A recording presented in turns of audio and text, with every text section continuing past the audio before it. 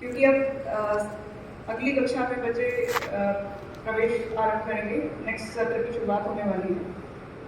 अब उसमें क्या विशेष है, ये तो हर साल होता है ना, हर साल नया सत्र आता है और हम लोग बच्चों का एडमिशन करते हैं और रूटीन में क्लासेस पास करते हैं। विशेष ये है कि हमेशा जो स्कोप ऑफ इम्प्रूवमेंट रहता है वो स्कोप ऑफ इम्प्रूवमेंट अभी भी बचा हुआ है।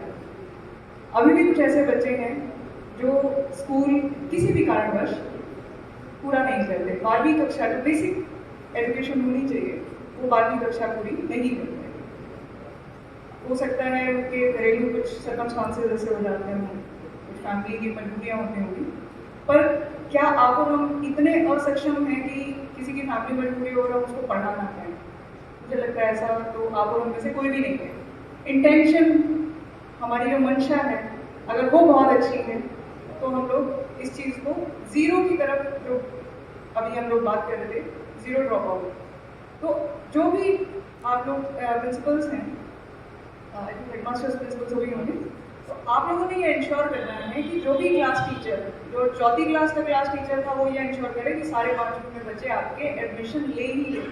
ये तो हमारा पहला टारगेट है कि कोई भी बच्चा बेसिक शिक्षा को पूरी करेगा। 11वीं का बच्चा 12वीं में एडमिशन ले लेगा, आपको जितना मर्जी जोर लगाना पड़ेगा, और उसमें हम आपका साथ देंगे। जिला प्रशासन आपके साथ खड़ा हुआ। जिस दिन आप ये कह देंगे कि पंचायत का सपोर्ट नहीं मिल रहा, बीडीओ का सपोर्ट नहीं मिल रहा, एसडीएम साहब के पास आप जाकर के ब्रीफ करेंगे, वी विल इंश्योर कि आप लोगों को किसी तरह की कोई दिक्कत ना आए। मगर ये प्रॉमिस आपको मुझे करना पड़ेगा कि एक भी बच्चा बिना स्कूल जाए गलियों में घूमता हुआ नहीं दिखाई देगा, एटलीस्ट कैथल जिले में नहीं दिखाई देगा। प्रॉमिस करें, मुझे तालियां नहीं, प्रॉमिस करें। Thank you so much. Second है कि कुछ बच्चे पिछले कुछ सालों में, 1 साल में, 2 साल में, 3 साल में ड्रॉप आउट हो चुके हैं, they are out of school now, पर उन्होंने 12वीं तो कंप्लीट नहीं की। क्या हम उनको दोबारा अपने में समझ में कर सकते हैं? उसके लिए भी एफर्ट्स किए जाते हैं, और वो एफर्ट्स आप लोगों से बेहतर कोई नहीं कर सकता, क्योंकि जितनी फेस वैल्यू आपकी है ना, उतनी अभी जिला प्रशासन की नहीं है। मेरे लिए जो मेरे पास जिले में आ जाएगा उनको पता रहेगा, बट आप स्कूल में जाते हो डेली, गाँव में प्रेजेंस है आपकी, वो बच्चे आपसे पढ़े हैं, उनको पता है कि आप एग्जिस्ट करते हो। जब आप जाओगे उनके पास में तो एक वैल्यू दूसरी होगी, और जो बैकिंग आपको चाहिए होगी वो हम देंगे। तो हमने इन दोनों को टारगेट करना है कि कोई भी बच्चा जो हमारे साथ एक भी कक्षा अभी कर चुका है वो अगली कक्षा में एडमिशन लेगा, और दूसरा जो बच्चे अभी स्कूल को छोड़ करके बाहर किसी भी कारणवश आउट ऑफ स्कूल हो चुके हैं, वो स्कूल में दोबारा से आएंगे। तो ये 2 छोटी छोटी चीज़ें हम करेंगे। Thank you. और बाकी जो बेसिक सी चीज़ें हैं वो ये कि हम लोग आपको देख के सीखते हैं, हम मतलब स्टूडेंट्स टीचर्स को देख के सीखते हैं। तो जैसा आपका आचरण होगा, जैसा आपका व्यवहार होगा, जैसा आप अपने स्कूल को रखेंगे, वैसा हमारे बच्चे बन जाएंगे, वैसा समाज का निर्माण हम करेंगे। और टीचर्स से अच्छा कोई समाज का निर्माता नहीं होगा, यकीन मानते हैं। आप लोग भी इसीलिए बैठे क्योंकि आपके टीचर्स अच्छे थे, है ना? तो जब ये चीज़ आपको पता है कि जितने भी अभी हमने गाने में देखा ना कि सरकारी जितनी भी नौकरियां थी, या जो भी कोई अच्छा काम, चाहे वो प्राइवेट सेक्टर में भी कर रहा हो, आप लोगों की बदौलत है। तो अगर वो ऐसा है तो क्यों ना थोड़ी सी और मेहनत करें और एक समाज में ऐसा योगदान दें कि हम अपने ऊपर प्राउड फील कर सकें। क्योंकि दूसरा आपको आकर के ये कहे व्यक्तिगत तरीके से कि आपने बहुत अच्छा किया, आपने बहुत अच्छा किया, ऐसा बहुत कम जगहों पे हो पाता है कि हर इंडिविजुअल टीचर्स को हम कह सकें। पर जैसे आज इस प्लेटफॉर्म से मैं अपने टीचर्स को थैंक यू बोल सकती हूँ। आपको मेरे टीचर्स का नाम नहीं पता, बट आपको गर्व फील हुआ होगा। यही गर्व हमारे बाकी बच्चों को फील हो जब वो अपने स्कूल को पूरा कर लें, कॉलेजेस में जाएं, आगे व्यावसायिक तरीके से जब समाज में कंट्रीब्यूशन वो करें तो आपको याद करें, और वही आप लोगों की सबसे बड़ी प्रदर्शन होगी।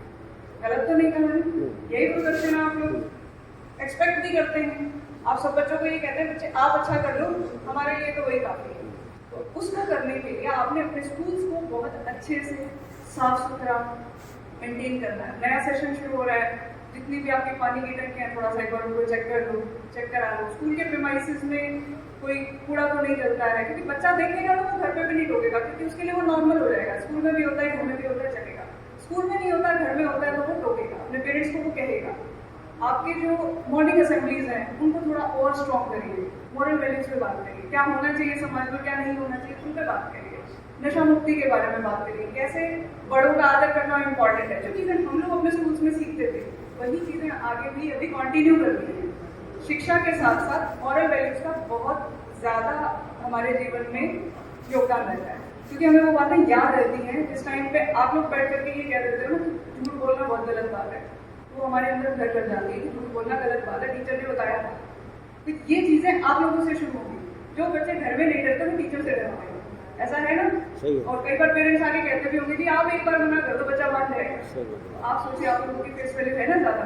अगर आप लोगों की फेस वैल्यू ज़्यादा है और आप लोग उस चीज़ का अभिमान करते हैं, तो मेरा इस प्लेटफॉर्म से आपको आह्वान है कि नए सत्र में जी जान लगा दीजिए।